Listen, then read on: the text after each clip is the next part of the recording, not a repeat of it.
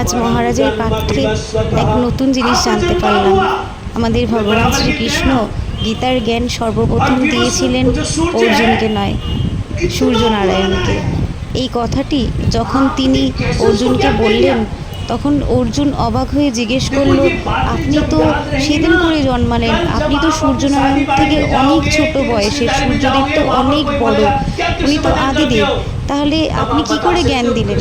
তখন ভগবান শ্রীকৃষ্ণ বললেন যে আমি সনাতন পুরুষ, আমি অনেক আদি দেবতা, আমি ধরাধামে অবতারিত হই লীলা করার জন্য। এই ছোট ছোট জিনিসগুলো জেনে আমার তো খুব ভালো লাগে। এইটা আমি আগে কখনো শুনিনি যে সর্বপ্রথম গীতার জ্ঞান পেয়েছিলেন সূর্যদেব।